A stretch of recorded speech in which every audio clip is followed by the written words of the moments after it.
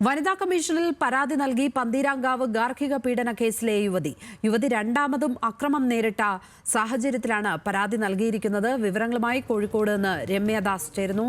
രമ്യ, പന്തീരാങ്കാവ് കേസിൽ നേരത്തെ പരാതിക്കാരി ആ പരാതിയിൽ നിന്നും പിന്മാറിയ പശ്ചാത്തലമൊക്കെയുണ്ട്. ഇപ്പോൾ വീണ്ടും അതിക്രമം നേരിട്ടപ്പോൾ പരാതി നൽകിയിരിക്കുകയാണ്. എന്തൊക്കെയാണ് ഈ പരാതിയിൽ ചൂണ്ടിക്കാണിച്ചിരിക്കുന്നത്? വിശദാംശങ്ങൾ എന്തൊക്കെയാണ്?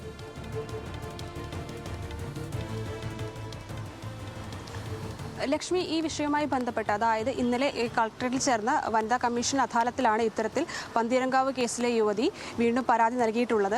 ആദ്യഘട്ടത്തിൽ അതായത് രണ്ടാമതും ഈ വിഷയം ഈ ഗാർഹിക പീഡനവുമായി ബന്ധപ്പെട്ട് അതിക്രമം നേരിട്ടതോടുകൂടി തന്നെയാണ് യുവതി പരാതിയുമായി രംഗത്ത് വന്നിട്ടുള്ളത്.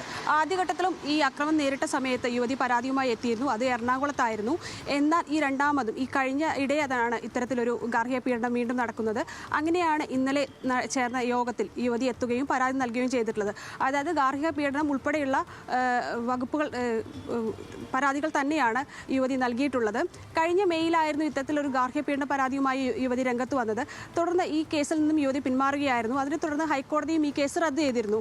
എന്നാൽ വീണ്ടും അതിനുശേഷം യുവതിയും ഭർത്താവും ഒന്നിച്ചായിരുന്നു താമസിച്ചിരുന്നത്. അതിനിടയിൽ തന്നെയാണ് വീണ്ടും ഈ അതിക്രമം നേരിട്ടതായി യുവതി പോലീസിൽ പരാതി നൽകിയത്. അതായത് കറിക്ക് ഉപ്പ് കൂടിയെന്ന് പറഞ്ഞായിരുന്നു അതിക്രമം.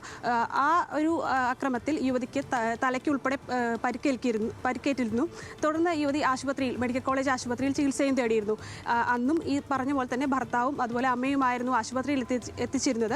തുടർന്ന് യുവതി ഭർത്താവിനൊപ്പം താമസിക്കാൻ താല്പര്യമില്ല എന്നുൾപ്പെടെയുള്ളവ പറയുകയും പരാതി പോലീസിന് നൽകുകയുമായിരുന്നു. ഈ വിഷയവുമായി ബന്ധപ്പെട്ട് ഇപ്പോൾ ഭർത്താവായ രാഹുലിനെതിരെ നരഹത്യ വകുപ്പ് അതുപോലെ തന്നെ ഗാർഹിക പീഡനം എന്ന വകുപ്പുകളിലും ഇദ്ദേഹം ജയിലിലാണ്.